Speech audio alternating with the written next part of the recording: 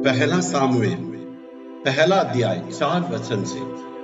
और जब जब एल्काना मेल बलि चढ़ाता था तब तब वह अपनी पत्नी पनिन्ना को और उसके सब बेटे बेटियां को दान दिया करता था, परंतु अन्ना को वह दूना दान दिया करता था, क्योंकि वह अन्ना से प्रीति रखता था।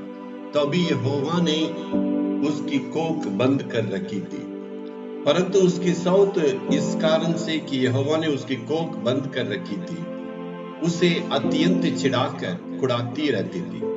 और वह तो प्रति वर्ष ऐसा ही करता था। और जब अन्ना यहोवा के भवन को जाती थी तब पनिन्ना उसको चिढ़ाती थी, इसलिए वह रोटी और खाना न खाती थी।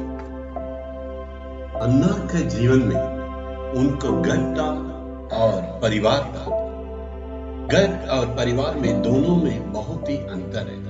घर का मतलब है जो ईंटों से बनाया उसको घर या मकान कहते हैं, और परिवार का मतलब है सारे रिश्ते, पति पत्नी और बच्चे सब मिलके वो परिवार कहलाता है। तो अन्ना को देखे सुंदर घर तो था लेकिन परिवार नहीं था, और उसका मतलब उनकी भावना को, उनके दिल को समझने के लिए वहां कोई नहीं थे। उसकी सौतन उनको हमेशा चिढ़ाते रहती थी। उनके परिवार में इतने तकलीफें थी, परेशानियां थी।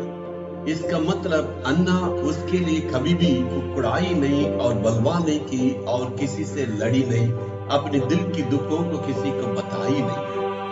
आज ऐसे परिस्थितियां हो सकता है। आपकी प्रार्थना का जीवन कैसे औरों को पता चलेगा? आपके पास कितने भी तकलीफ, दुख या कुछ भी आने से, परिस्थितियां खिलाफ होने से भी आप उसका विपरीत कार्य नहीं करेंगे, आप उसको बिल्कुल सह लेंगे। अन्ना के जीवन में सुंदर मकान या घर तो था लेकिन परिवार सही नहीं था। उनकी दुखों को समझने के लिए वहां कोई नहीं था, लेकिन अन्ना परमेश्वर में दृढ़ रही है। अन्ना परमेश्वर के सामने अपने दिल को उंडेल दिया। आज परमेश्वर कहता है, मेरे प्यारों, आपको समझने वाला कोई नहीं है। आपका जीवन को, आपके दुखों को, आपका दिल को समझने वाला दुनिया में कोई नहीं हो सकता, लेकिन एक परमेश्वर है। आपके दिल को, दुखों को समझ के आपकी समस्या को दूर करने के लिए आज भी परमेश्वर तैयार है। Hallelujah, hallelujah.